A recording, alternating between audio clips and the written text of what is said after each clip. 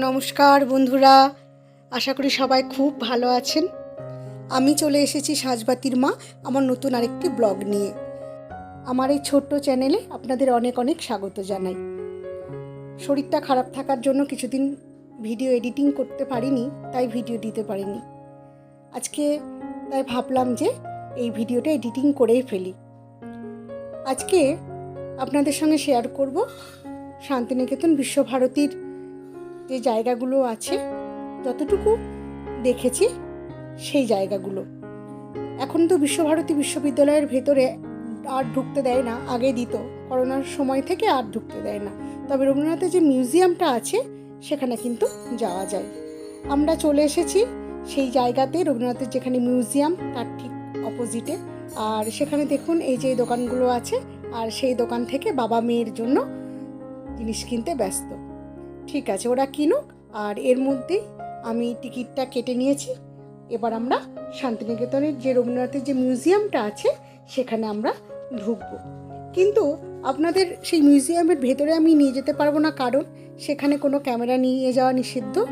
তাই বাইরেই যতটুকু দেখানো যায় আমি সেইটুকু চেষ্টা করব দেখানোর।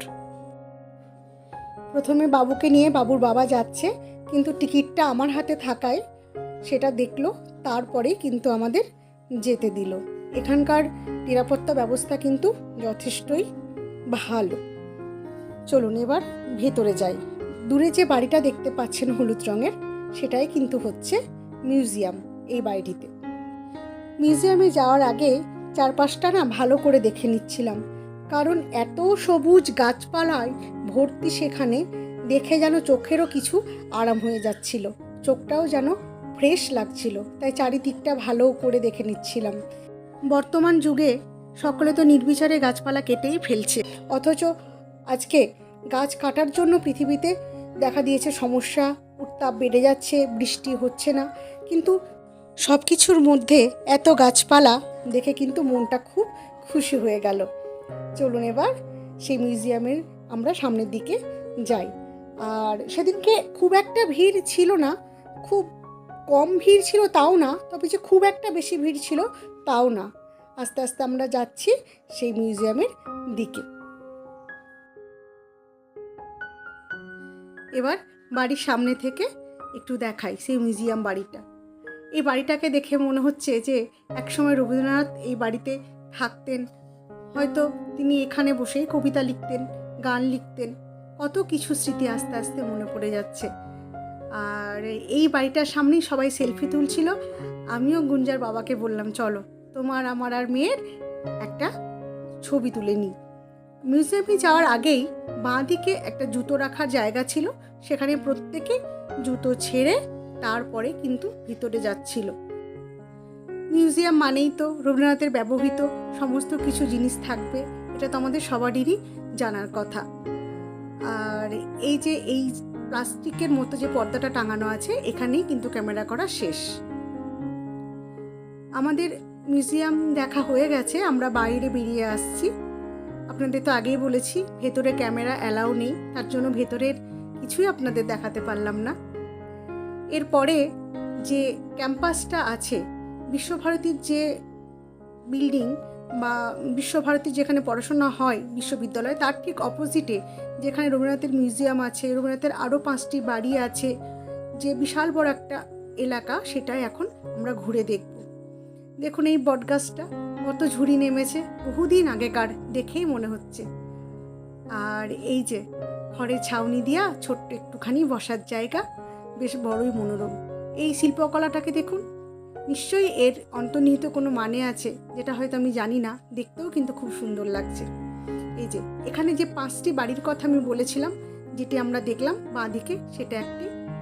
চলুন এদিকে একটা খুব সুন্দর শিল্পকলা রয়েছে, মূর্তি রয়েছে, দেখতে কিন্তু ভারী সুন্দর। মনে হচ্ছে যেন কেউ ঘাড়ে করে দুজনকে কোথাও নিয়ে যাচ্ছে। এই মূর্তিটি দেখে আমাদের শ্রবণ কুমারের কথা খুব মনে পড়লো, যে তার বাবা মাকে তার ঘাড়ে করে নিয়ে তীর্থে বেরিয়েছিল। চলুন এবার আরেকটু ধীরে ধীরে আপনাদের সমস্ত কিছু দেখাই। এই ফুলগুলোকে দেখুন, এত সুন্দর, গরমকালে যে এত সুন্দর ফুল ফোটে দেখেও কিন্তু ভালো লাগছে। ছোট্ট ছোট্ট ফুল, অথচ বড়ই মনোরম, খুবই সুন্দর। আরও ওদিকে আছে।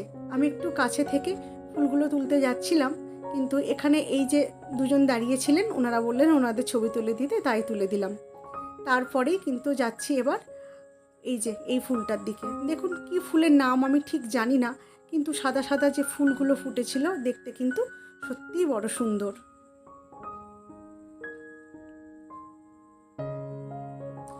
ওই দিকটায় যাই, চলুন। ওইদিকে কি আছে একটু ঘুরে আসি। গাছগুলোর কাটিং করা হয়েছে কত সুন্দর করে না, দেখতে কিন্তু খুব ভালো লাগছে। একটু এদিক ওদিকে বেরিয়ে নেয়, সমান করে গাছগুলোকে ছাঁটা হয়েছে। এদিকটাতে রয়েছে রবীন্দ্রনাথ ঠাকুরের ব্যবহার করা একটি গাড়ি। কাছে থেকে দেখি, চলুন। ভিড়টা সেদিনকে কম থাকায় আমাদের ঘুরতে বেশ ভালোই লাগছিল, খুব একটা গ্যাঞ্জাম ছিল না। তাই যেটুকুনি দেখার আমরা কিন্তু ভালোভাবেই দেখেছি। এখানে লেখা আছে রবীন্দ্রনাথের ব্যবহৃত গাড়ি। সেই পুরনো দিনের গাড়ি দেখেই বোঝা যাচ্ছে যে এই গাড়িটি হয়তো অনেকটাই পুরনো। এরপরে ওখান থেকে আমরা বেরিয়ে এবার অন্য দিকে যাব। আর বাবুর ঘুম এসেছিল, তাই বাবার ঘাড়ে একবার করে ঘুম হচ্ছিল আর একবার করে তাকাচ্ছিল। ঠিক মনের মতো জায়গা পাচ্ছিল না বলে তার ঘুমটাও ঠিকঠাক হচ্ছিল না। আর দূরে দেখা যাচ্ছে একটা কুয়ো। ওখানকার গাইডরা বলছিলেন এই কুয়োটা কিন্তু রবীন্দ্রনাথের যে সময়কালে সেটা কিন্তু ব্যবহার করা হতো। কুয়োটা এখন আর হয়তো ব্যবহার করার মতো নেই, তাই সেটাকে ভালো করে ঘিরে দেওয়া আছে যাতে কোনো অঘটন না ঘটে যায়। কুয়োর মুখটা নেট দিয়ে বন্ধ করা রয়েছে। এই কুয়োর ঠিক সামনের দিকে একটু পাশে আরেকটি শিল্পকলা রয়েছে। এটি উদ্বোধন করেন আমাদের প্রাক্তন রাষ্ট্রপতি শ্রীমতী প্রতিভা প্যাটেল। সেটা কিন্তু ওখানটায় দেওয়া ছিল। আর এরপরে চলুন আপনাদের দেখায়, এখানে যে রবীন্দ্রনাথের 5টি বাড়ির কথা আমি আগে বলেছিলাম, সেই বাড়িগুলির মধ্যে এখানে 4টি রয়েছে আর এর বাইরে আরেকটি রয়েছে।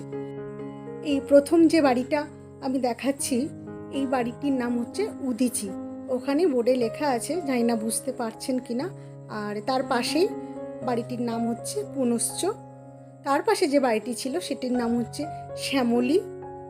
আর তার পাশে আরেকটি 4 নম্বর যে বাড়ি, সেটার নাম হচ্ছে কোণার্ক। আর এই 4টে বাড়ির বাইরে, মানে আমি এতক্ষণ যেগুলো আপনাদের দেখাচ্ছিলাম সেখানে এই যে এই বাড়িটা, এটাও কিন্তু ওই 5টি বাড়ির মধ্যে আরেকটি বাড়ি। এটার নাম উদয়ন। এই বাড়িটি কিন্তু বাকি যে 4টি বাড়ি আপনাদের দেখালাম তার থেকে এই বাড়িটা আরেকটু বেশি বড়। রবীন্দ্রনাথের এই বাড়িগুলো দেখছি আর যেন মনে হচ্ছে যে এখানেই কবি একসময় থাকতেন, কাজকর্ম করতেন, লেখালেখি করতেন। একটা যেন স্মৃতির সাগরে ভেসে যাচ্ছি। চারিদিকে কত সেই পুরনো দিনের স্মৃতি। আর যেহেতু আমার মাস্টার্সে স্পেশাল পেপার ছিল রবীন্দ্র সাহিত্য, তো সেই রবীন্দ্র সাহিত্যের যে পড়াশোনাগুলো করেছিলাম, আমরা ছোট বড় সকলেই ছোট থেকেই রবীন্দ্রনাথ পড়েই আমরা বড় হই। কিন্তু একটু উঁচু ক্লাসে যখন কোনো স্পেশাল পেপার হিসেবে থাকে, একটু বিস্তারিতভাবেই পড়তে হয়। তো সেইগুলোই যেন এখন যেন আরও বেশি বেশি করে মনে আসছে। আর এই জায়গাটা দেখুন আর্চ করেছে গাছপালা দিয়ে, কত সুন্দর লাগছে। আর এই সামনে অনেকেই সেলফি তুলছে, ছবি তুলছে, কেউ ভিডিও করছে। এই যে সেই গাছটা আপনাদের যেটা প্রথমেই দেখালাম, যে বটগাছটা ঝুড়ি নেমেছিল, এবার সেই বটগাছটার কাছে চলে এসেছি। আর এদিকেও দেখুন কত সুন্দরভাবে গাছপালা দিয়ে ডেকোরেশন করা হয়েছে। দেখতে কিন্তু খুবই ভালো লাগছে, নিরিবিলি, শান্ত, স্নিগ্ধ, মনোরম জায়গা। মাঝে মধ্যে এইসব জায়গাতে ঘর সংসার ছেড়ে বেরিয়ে পড়লে কিন্তু মন্দ হয় না, মনটাও কিন্তু একটু নতুন পুরনো হয়, মনেরও কিন্তু খোরাকি জোগে সংসারটাকে আরও ভালো করে করার জন্য। একঘেয়েমি সংসার করতে করতে মনটা কিন্তু বড় বিরক্ত হয়ে ওঠে। তাই সেই বিরক্তিটাকে দূর করার জন্য সবারই আমার মনে হয় বেশি দূরে না গেলেও মাঝে মধ্যে টুক করে কাছে ফিটে কোথাও ঘুরে আসা যায়। এবার আমরা চলে এসেছি সেই ছাতিমতলা। স্বাধীনতলার কথা কিন্তু আমরা কম বেশি সকলেই জানি। রবীন্দ্রনাথ ঠাকুরের পিতা মহর্ষি দেবেন্দ্রনাথ ঠাকুর 1863 সালে নিভৃতে ঈশ্বর চিন্তা ও ধর্ম আলোচনার জন্য এই বোলপুর শহরে কিন্তু শান্তিনিকেতন ব্রহ্ম আশ্রম তিনি স্থাপন করেন। আর পরে রবীন্দ্রনাথ 1901 সালে এটাকে ব্রহ্মবিদ্যালয়ে পরিণত করেন। রবীন্দ্রনাথের পিতা মহর্ষি দেবেন্দ্রনাথ ঠাকুর একবার রায়পুরের জমিদারের নিমন্ত্রণ রক্ষা করার জন্য যাচ্ছিলেন এবং তখন তিনি এই ছাতিমতলায় বসে কিছুক্ষণ বিশ্রাম নেন এবং এই জায়গাটিতে তিনি প্রাণের আরাম, মনের আনন্দ এবং আত্মার শান্তি তিনি খুঁজে পেয়েছিলেন এবং তখন তিনি রায়পুরের জমিদারের কাছ থেকে 16 আনার বিনিময়ে 20 বিঘা জমি পাট্টা নেন। এই সেই ছাতিমতলা যেখানে 7ই পৌষ সকাল 7:30টায় উপাসনার মাধ্যমে মেলা উদ্বোধন হয়। এরপরে আর কি আছে চলুন দেখে নিই। এরপরে আমরা যেটি দেখব সেটি হচ্ছে উপাসনা গৃহ, যেটি বিভিন্ন রকম কাঁচ দ্বারা নির্মিত। কিন্তু দুঃখের বিষয় এখন কিন্তু আর বিশ্বভারতীর ভেতরে ঢুকে এই সব জায়গাগুলো দেখতে দেওয়া হয় না। করোনা কাল থেকে কিন্তু বন্ধ হয়ে গেছে। আগে যখন বোলপুরে এসেছি তখন কিন্তু আমি বাবার সঙ্গে হাত ধরে ভেতরেগুলো সব দেখেছি, কিন্তু বর্তমানে আর সেটি কিন্তু হয় না। এই যে কাঁচ দ্বারা নির্মিত বিভিন্ন প্রকার কাঁচ দিয়ে নির্মিত এই যে গৃহটি, এটি উপাসনা গৃহ। 1891 খ্রিস্টাব্দে মহর্ষি দেবেন্দ্রনাথ ঠাকুর এই মন্দিরটি প্রতিষ্ঠা করেন। কাঁচ দিয়ে তৈরি নানা রঙের কাঁচ আছে এখানটায় তৈরি এই মন্দিরটি। আর এই মন্দিরটির মেঝে হচ্ছে শ্বেত পাথরের, মাথায় কিন্তু টালির ছাদ। এই মন্দিরে কিন্তু কোনো বিগ্রহ নেই। জাতি ধর্ম নির্বিশেষে সকল মানুষের জন্য কিন্তু এই মন্দিরের দ্বার অবারিত খোলা। এখানে প্রতি বুধবার সকালে উপাসনা করা হয়। এছাড়াও বিশেষ বিশেষ দিনেও কিন্তু এখানে উপাসনা হয়ে থাকে, যেমন নববর্ষ, মাঘ উৎসব, কবির জন্মদিনে, মৃত্যুদিনে, ঋতু উৎসব এবং বর্ষ শেষে এখানটায় উপাসনা করা হয়ে থাকে। এরপরে চলুন আপনাদের একটা সুন্দর খড়ের ছাউনি দিয়া ঘর দেখাই। আর এই ঘরের সম্পর্কে আমি কিছু বলবো না, এখানে লেখা আছে, চলুন আমরা সকলে একসঙ্গে পড়ে নিই। এই জায়গাটার নাম হচ্ছে তালধ্বজ। খড়ের চাল গোলাকার এই মাটির বাড়িটিতে ব্রহ্মচর্য আশ্রমেরই একজন শিক্ষক তেজসচন্দ্র সেন থাকতেন। আমাদের দেখা প্রায় শেষের দিকে। এবার আমরা ফিরবো। যেতে যেতে আরেকটি জিনিস আপনাদের দেখিয়ে নিই। এই যে 3 পাহাড়, এই বিশাল বটগাছটির নিচে 3টি ধাপ আছে বলে এই জায়গাটির নাম হচ্ছে 3 পাহাড়। রাত্রিতে এটা কিন্তু অপূর্ব সুন্দর লাগে, কারণ বিভিন্ন লাইটিং করা থাকে। চলুন তাহলে এখানেই শেষ করছি আমার ব্লগটা। ভালো লাগলে একটা লাইক করে দেবেন। সবাই সুস্থ থাকবেন, ভালো থাকবেন। ব্লগটা তাহলে এখানেই শেষ করছি।